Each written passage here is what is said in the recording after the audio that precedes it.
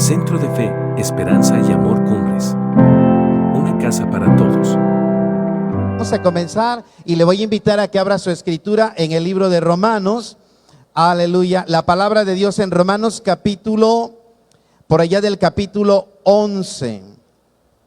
Hay una palabra bien hermosa que le quiero compartir en esta mañana. Si Dios nos permite vida y tiempo en este lugar, aleluya, y más que nada nos presta la gracia para desarrollar su palabra en sabiduría. Vamos a la escritura en el libro de Romanos capítulo 11, verso 11. A partir del 11 vamos a leer un pasaje. Aleluya. Yo voy a leer un verso y algo que acostumbramos por allá, no sé si lo acostumbran acá, pero me voy a atrever a hacerlo. Es que vamos a leer este pasaje del versículo 11 al versículo 24. Le vamos a dar lectura de manera alternada. ¿Qué le parece? Quiero que con su voz fuerte, clara y precisa usted lo pueda declarar, y para ello le voy a invitar que en reverencia a la palabra de Dios usted se ponga de pie un momento, por favor, y juntos vamos a darle la lectura de manera alternada. Dice la bendita palabra del Señor así, en el nombre del Padre, del Hijo y del Espíritu Santo. Digo pues, ¿han tropezado los de Israel para que cayesen? En ninguna manera. Pero por su transgresión vino la salvación a los gentiles, para provocarles a celos. ¿Ustedes?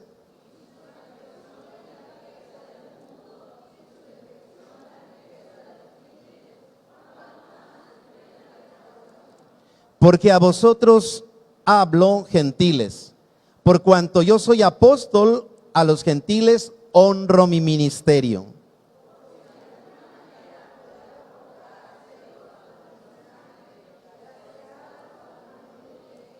Porque si su exclusión es la reconciliación del mundo, ¿qué será su admisión sino vida entre los muertos?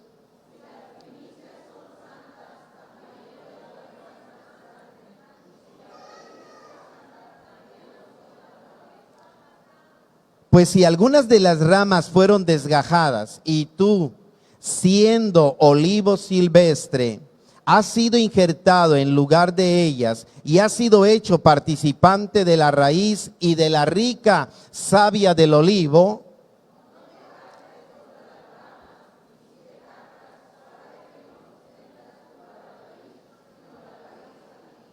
pues las ramas, dirás, fueron desgajadas para que yo fuese injertado.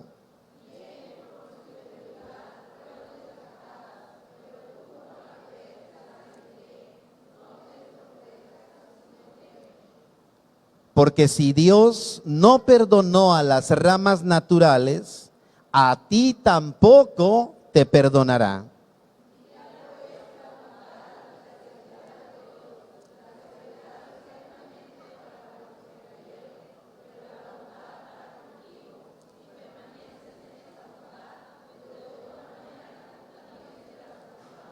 Y aun ellos, si no permanecieren en incredulidad, serán injertados, pues poderoso es Dios para volverlos a injertar. Porque si tú fuiste cortado del que por naturaleza es olivo silvestre, y contra naturaleza fuiste injertado en el buen olivo, cuánto más estos que son las ramas naturales serán injertados en su propio olivo. Oramos a Dios. Bendito Dios y Padre nuestro que moras en los cielos. Santificado sea tu nombre, Señor. Tú eres bueno, tu misericordia es para siempre. Sabemos que tú estás aquí, tu presencia es en este lugar. Te ruego, pon palabras en mis labios, la palabra de sabiduría, la palabra de ciencia, la palabra de fe, una palabra sazonada con sal, Señor, y prepara el corazón de todos nosotros para recibir esa palabra maravillosa que tú tienes en esta mañana. Sea a ti la gloria, sea a ti la honra y sea a ti el poder. Espíritu Santo, es tu tiempo, es tu momento, es tu lugar. Seas tú ministrando en nuestras vidas en el precioso y maravilloso nombre de Cristo Jesús. Gracias, Señor. Amén. Puede ocupar su lugar, puede sentarse. Aleluya. Este pasaje muy hermoso que podemos leer en el capítulo 11 de Romanos. Habla de el futuro glorioso del pueblo de Israel, que aunque este pueblo ha rechazado a Jesús por mucho, no lo recibió cuando Él estuvo y hasta la fecha actual se niega a creer que Jesús es el Cristo, tienen una relevancia importante dentro de los ojos de Dios, dentro de la mente de Dios, dentro de los pensamientos de Dios. Realmente este pueblo no ha sido desechado. Hoy en día, por ejemplo, estamos viendo todo lo que está aconteciendo en el Medio Oriente. Y hay personas que se están atreviendo a maldecir al pueblo de Dios, al pueblo de Israel. Algunos están sacando comentarios como, por ejemplo, este no es el pueblo de Dios, este no es el pueblo que Dios originalmente formó, este no es la nación que Dios ha levantado, y esperan tal vez algunas otras cosas y hablan muy fuerte contra Israel.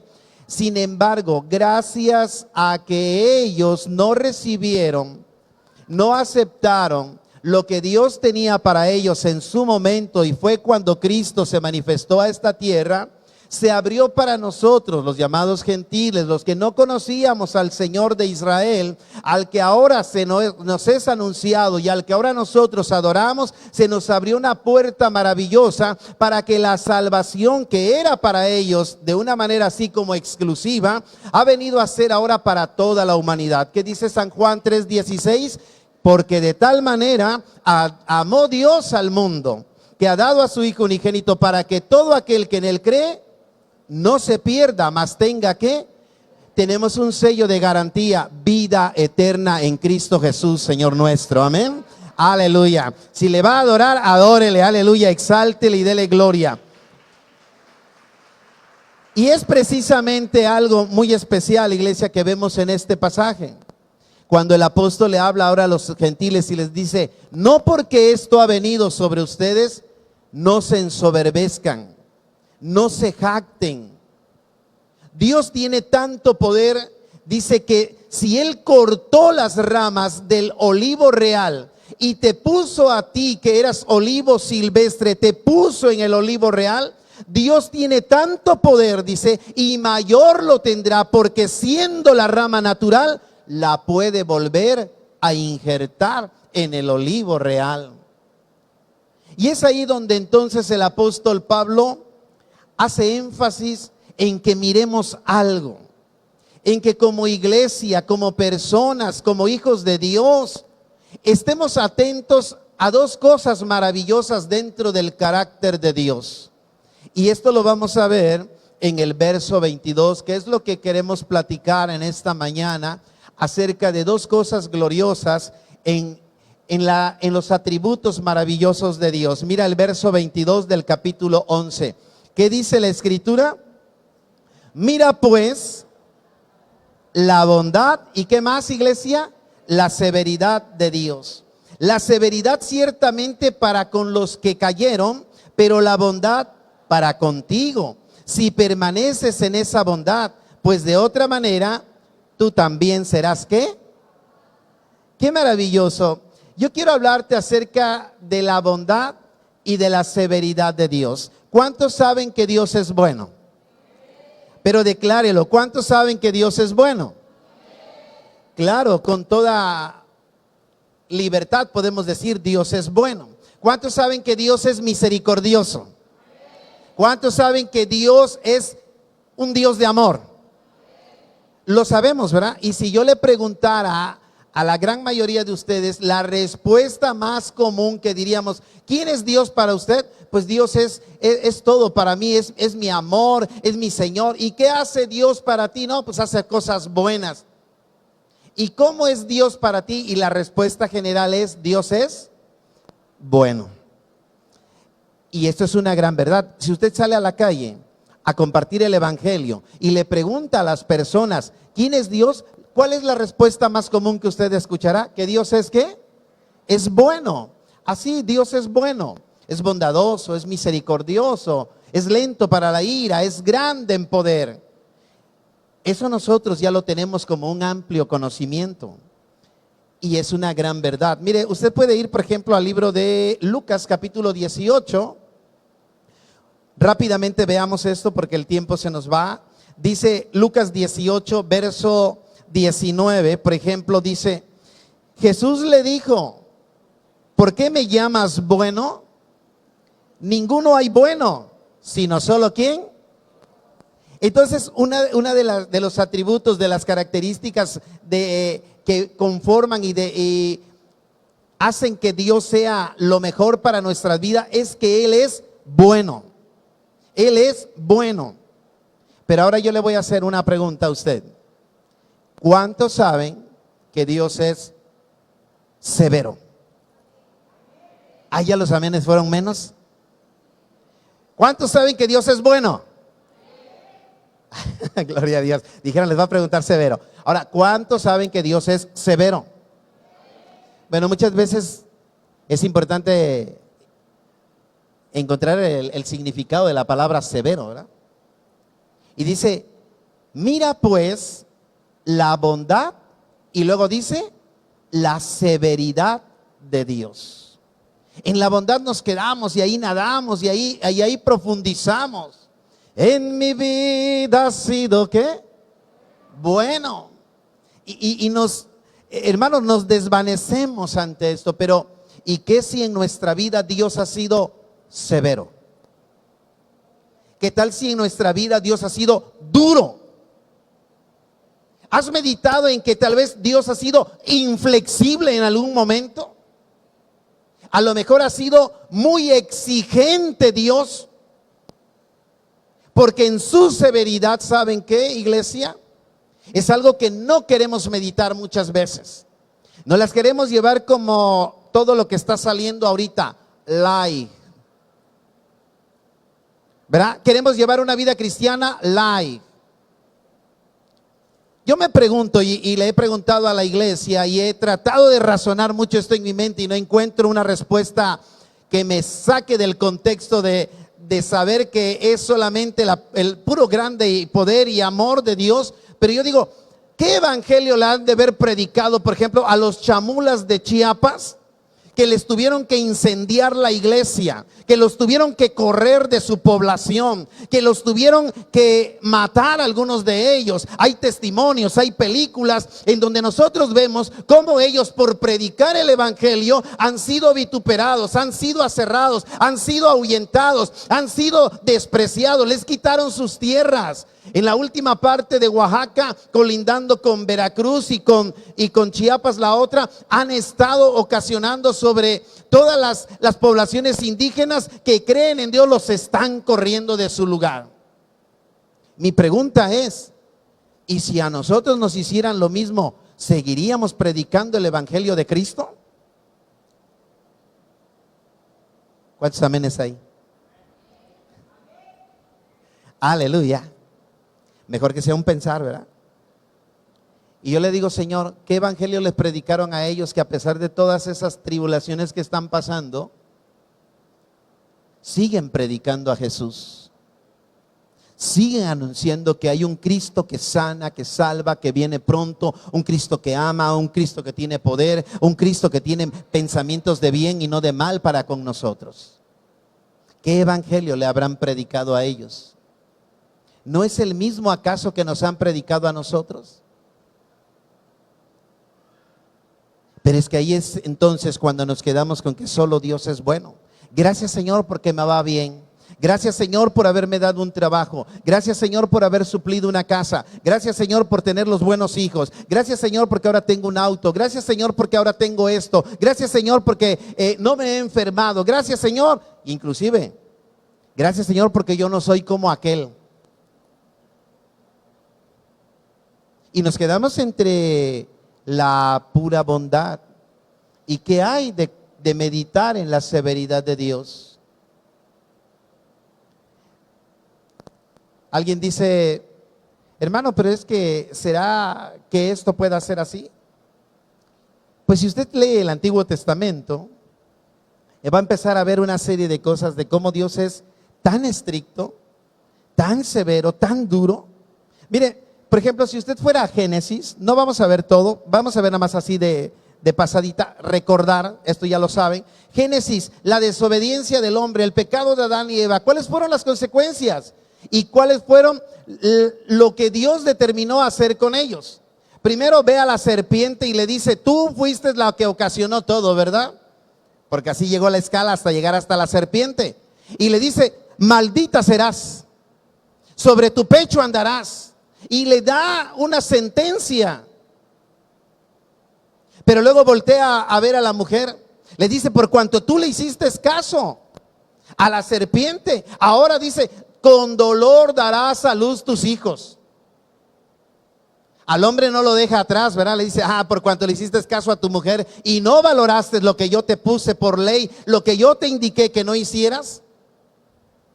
Con el sudor, dice, de tu rostro, de tu frente, decimos por allá nosotros, comerás el pan de la tierra. Y por causa de todo eso, maldita será la tierra. Te producirá cardos, espinos y abrojos.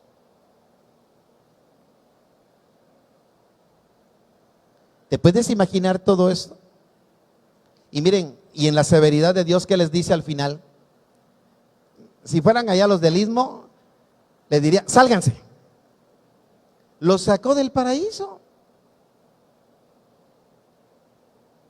Cualquiera de nosotros diría, por tal lo vemos como historia.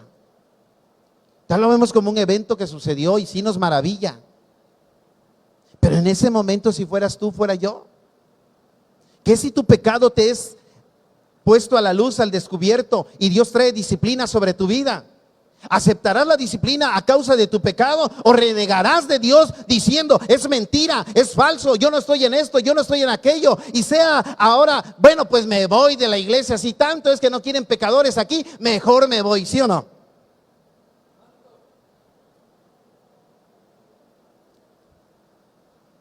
Y huyes por la puerta fácil. O a veces pareciera que fuera la más fácil, pero es la más complicada. ¿Se acuerdan de Sodoma y Gomorra?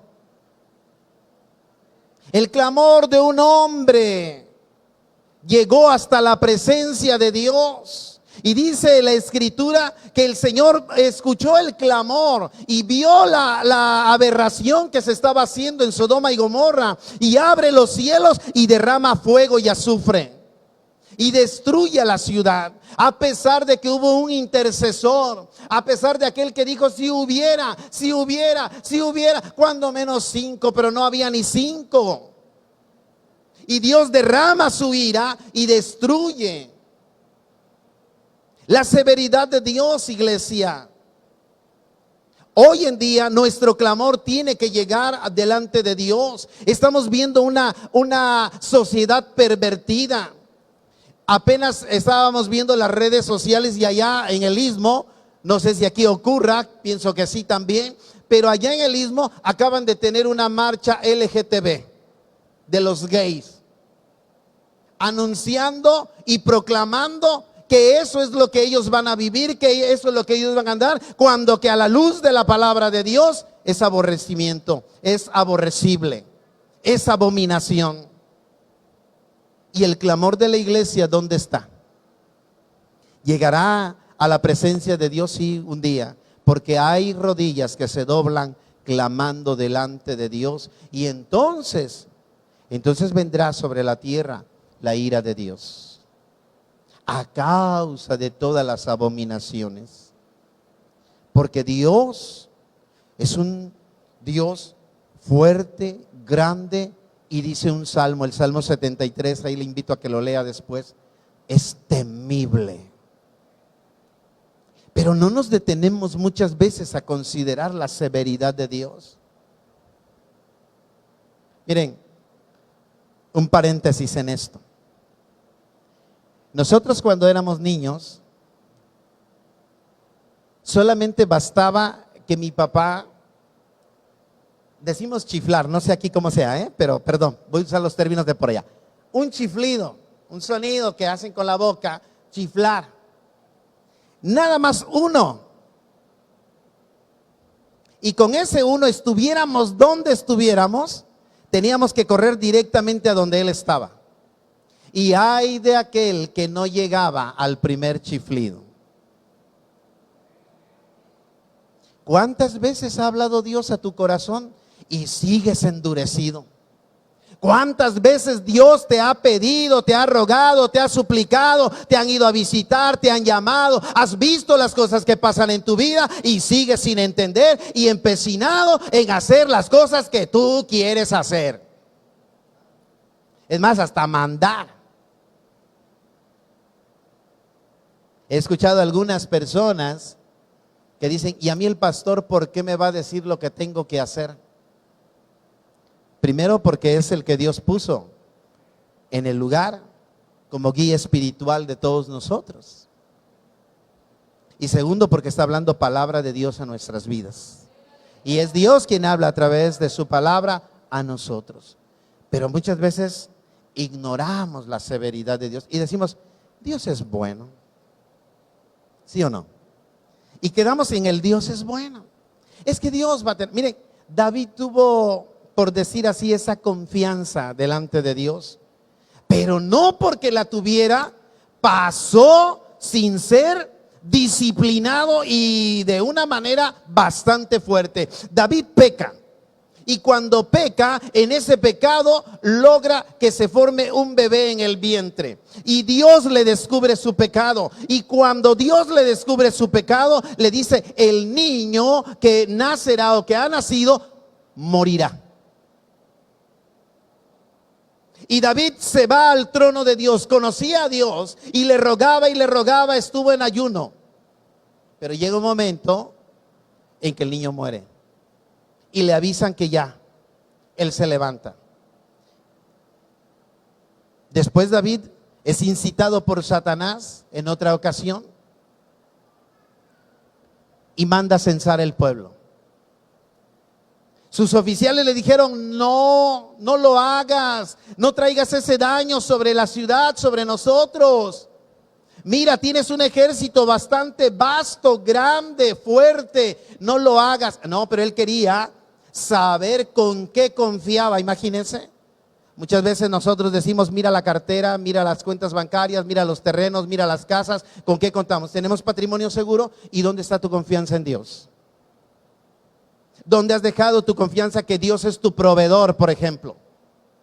¿Dónde está tu confianza que es el que te suplirá en todo y por todo Dios traerá sobre ti esa bendición?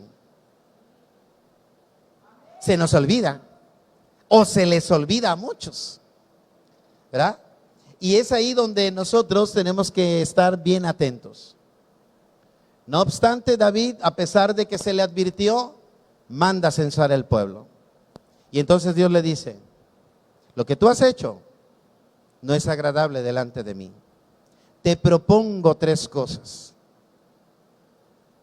Le dice, he remitido tu pecado, pero el castigo viene.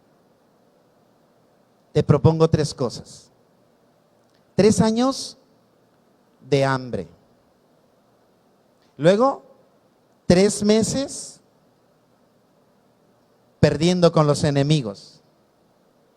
Y luego, 3 días de una peste, de una enfermedad, de muerte. David tenía un conocimiento de Dios acerca de que Él es misericordioso.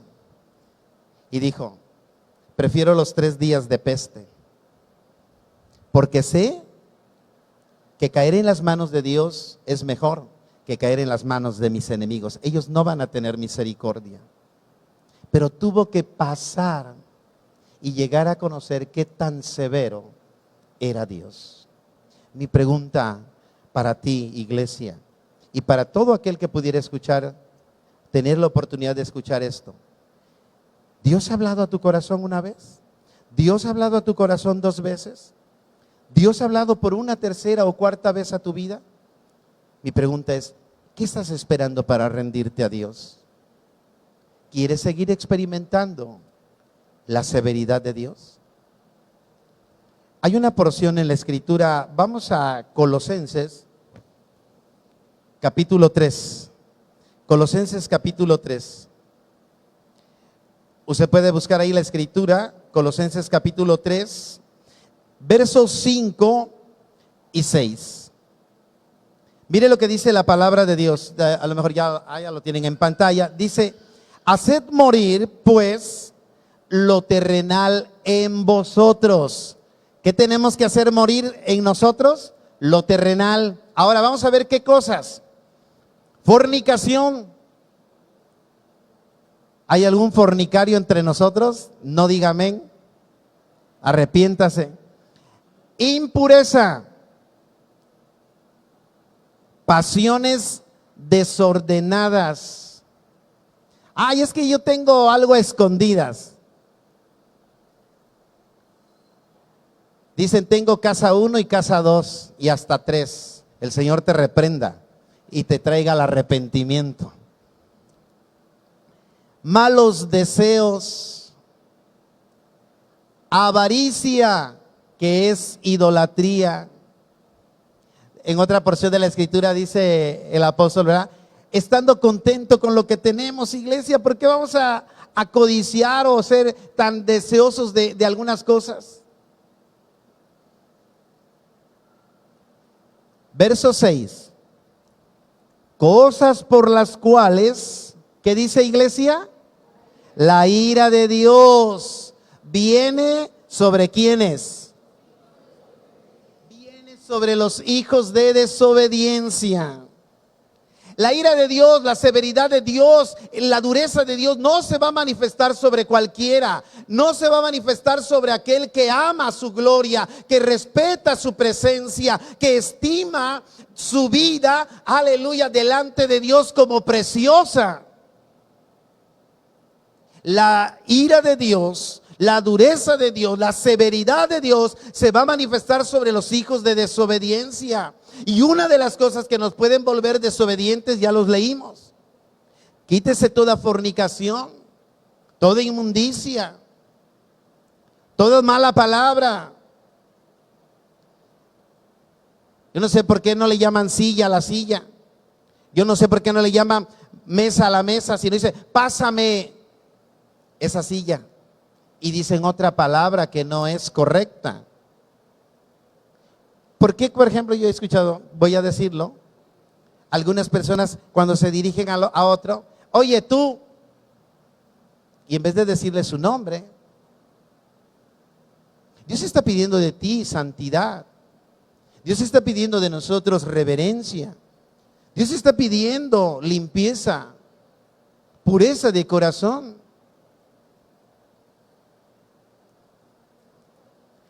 En el Antiguo Testamento vemos el diluvio. En el Antiguo Testamento vemos cómo Nadab y Abiú son muertos solamente porque ofrecieron un incienso diferente delante de Dios. Pero alguien dirá: bueno, eso fue en el Antiguo Testamento, todas las destrucciones que hubieron en el Antiguo Testamento. Pero ¿qué cree, iglesia? En el Nuevo Testamento, si usted piensa que la severidad de Dios se ha apagado, no es cierto. En el Nuevo Testamento está más. Mire, un pasaje que siempre acostumbramos leer es el capítulo 5 de San Mateo. Vaya a San Mateo capítulo 5. Y la gran mayoría luego lo define como el Sermón del Monte, ¿verdad? Ahí en ese pasaje del Sermón del Monte, vemos ahora unas porciones cuando Jesús habla, por ejemplo, en el verso 21. Vaya al verso 21 del capítulo 5, Jesús y la ira. En algunas Biblias traen títulos.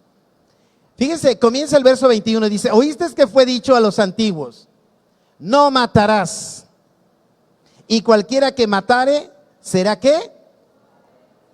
Culpable de juicio. Así está escrito. Si usted se va al Antiguo Testamento, está escrito así. Pero ahora vean la severidad del Hijo de Dios. Pero yo os digo, cualquiera que se enoje contra su hermano, ¿será qué? No dice cualquiera que mate a su hermano, ¿verdad? Sino dice cualquiera que se enoje. Ay, el enojo. Y hay que algunos se enojan. Y luego dicen: y estoy enojado de todo corazón, dicen, ¿verdad? Hasta colorados se ponen del enojo. hasta lo muestran en el rostro. Ahora sigamos leyendo. Y cualquiera que diga necio a su hermano será culpable ante el concilio. Y cualquiera que le diga ¿qué? Fatuo, quedará expuesto al infierno de fuego. El Antiguo Testamento dice no matarás y serás llevado ante el concilio. El Nuevo Testamento dice el Señor Jesús, pero yo os digo que si haces esto, no solo es el juicio ante el concilio, ante los tribunales, algo más, el infierno de fuego. ¿Cómo la ve? Y a veces pensamos que el Señor Jesús ahora nos va a hablar más bonito, ¿verdad? Vamos a continuar, vamos ahora a otra porción, verso 27. Y ahí en casa le invito a que lea todo lo que sigue de lo que es Jesús y la ira. Ahora vea lo que dice verso 27. Oíste que fue dicho, no cometerás adulterio. Varones casados, mujeres casadas, no cometerás ¿qué? Hermano, píquele ahí a la costilla de la esposa. Esposa, píquele al esposo ahí en la costilla y dile, no cometerás adulterio. Y luego dice la Escritura, hablando el Señor Jesús, pero yo os digo que cualquiera que mira a una mujer para codiciarla, ya adulteró con ella en su corazón. ¿Qué es más fácil? ¿No cometer adulterio o hacer la palabra que dice el Señor Jesús? Ni siquiera la mires para codiciarla, porque si no ya adulteraste. ¿Y sabe qué? Generalmente se da en los varones. La pornografía. Muchos varones cometen adulterio a través de la pornografía porque están mirando. No miran una casa bonita, no miran la alberca, no. Están viendo, en el caso de los varones, mujeres que codician en su corazón y quisieran estar con ellas. O por el otro lado, mujeres que están viendo hombres corpulentos y luego ven al que está a su lado.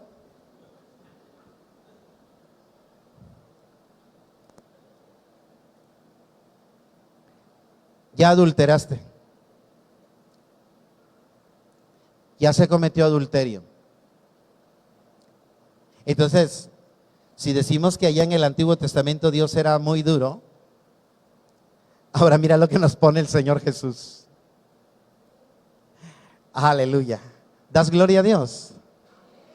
¿Cuántos dan gloria a Dios? ¿Están contentos con Dios o están ya un poquito así como molestos? Ay, Señor. Mire, la verdad nadie de nosotros ignora acerca de la severidad de Dios. Sé que cada uno de los que estamos aquí conocemos que Dios en un momento dado va a enviar su juicio. Aquí lo que nos tocaría a nosotros meditar es, ¿qué estamos haciendo con ese conocimiento?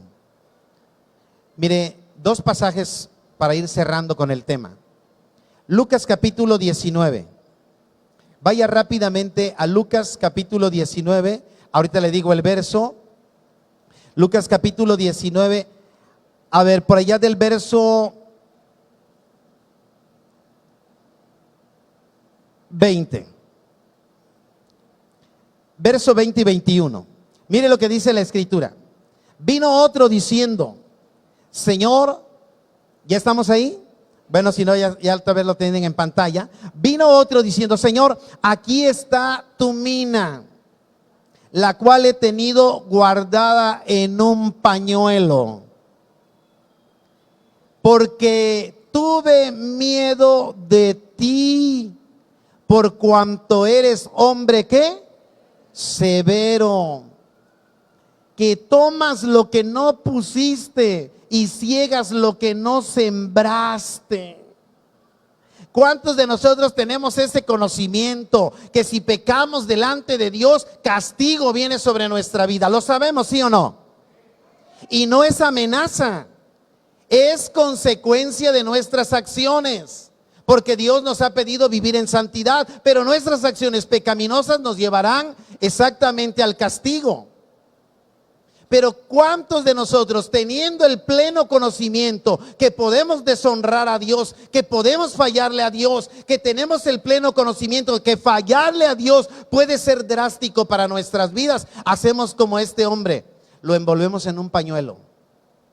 Esta Biblia, muy probablemente, su Biblia no está, si no me refiero a la palabra, después de este servicio va a ir al estante ahí en su casa y será abierta hasta el próximo domingo. ¿Cuántos dicen amén? No lo diga. Su celular que trae la Biblia será abierto hasta el domingo que usted venga para compartir la porción de la Escritura. Lo va a envolver en un pañuelo por dos razones. Y la más terrible es tener miedo. Porque tuve miedo. Mire, vámonos a otro pasaje. Ese otro pasaje lo vamos a ver en Mateo. Regrese tantito al Evangelio según San Mateo, capítulo 25. Mateo capítulo 25, es un pasaje similar. Mateo 25, verso 24. ¿Ya estamos ahí? Mire lo que dice la palabra.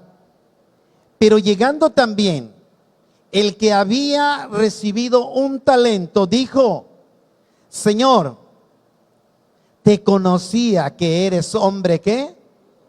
Duro. Hermanos, todos hemos escuchado palabra de Dios.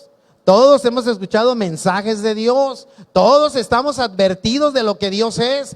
Todos nosotros sabemos que Dios es esto. Y mira lo que dice la Escritura.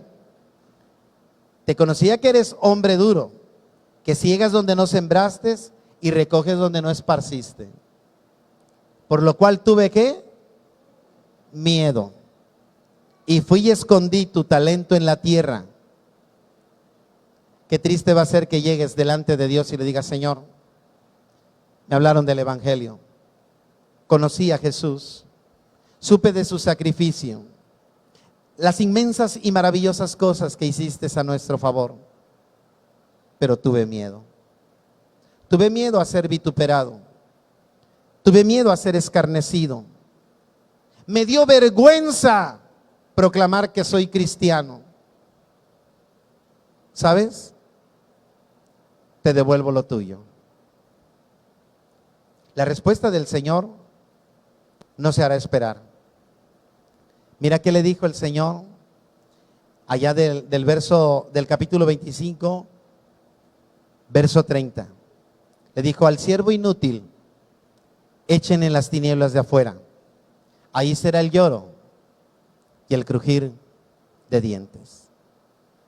Pero no todo es calamidad, iglesia. No todo es calamidad. No todo es malas noticias. Hay una buena noticia, que la severidad es para los que están en desobediencia, pero el bien y la misericordia es para los que estamos en la bondad de Dios, ¿sí o no? Regrese tantito a Romanos capítulo 11 y cerramos con esto. Verso 22, donde comenzamos la escritura. Romanos capítulo 11, verso 22. Mira pues la bondad y la severidad de Dios. La severidad ciertamente para con los que cayeron, pero la bondad para con ¿quién? Para contigo, dice la escritura. Pero hay una condicionante, iglesia. si permaneces en esa bondad.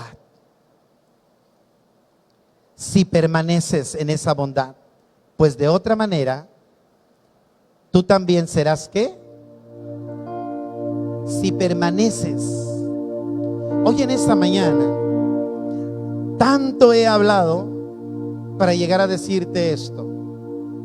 Te invito a que permanezcas en la bondad de Dios, en el amor grande que Dios tiene para contigo. Y si tú en esta mañana que estás aquí, a lo mejor fuiste invitado, estás por primera o segunda vez y no has experimentado lo que es el amor de Dios, hoy en esta mañana tú lo puedes vivir. Si tan solo abrieres la puerta de tu corazón y recibes a Jesús.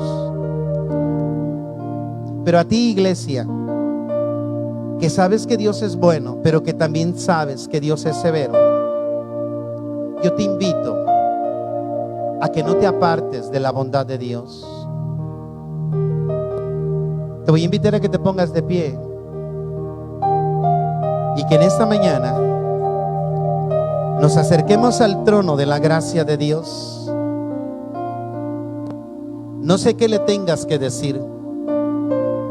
Lo único que yo te puedo comentar es que Dios ya te ha hablado. Si cerrares tus ojos, si levantares tus manos, si pudieras humillarte delante de la presencia de Dios, porque Dios está aquí. Dios está aquí en este lugar. Su presencia es en este lugar. Su maravillosa presencia es en este lugar. Su espíritu se mueve entre nosotros. Él quiere sanar tu corazón, quiere vendar tus heridas, pero también quiere orillarte y te motiva al arrepentimiento. Si has fallado, si has cometido cosas impuras delante de su presencia, este es el lugar y este es el momento en el que puedes platicar con Él y puedes acercarte confiadamente y reconocer tu pecado delante de Dios y pedirle perdón y hacer frutos dignos de arrepentimiento. No solo te das cuenta de que estás mal, eso no basta, sino que si ya identificaste que estás mal, apártate de la maldad que estás haciendo. Si en tu vida hay fornicación, hay adulterio, hay malos pensamientos, hay malas palabras, hay avaricia, hay odio, hay rencor, hay maldad, yo te invito a que en esta mañana tú le digas: Señor, aquí estoy. Ha pasado esto sobre mi vida, pero te ruego, Señor, que tú lo tomes. Yo te lo entrego. Me despojo de ellos. Me determino a no continuar haciendo lo mismo.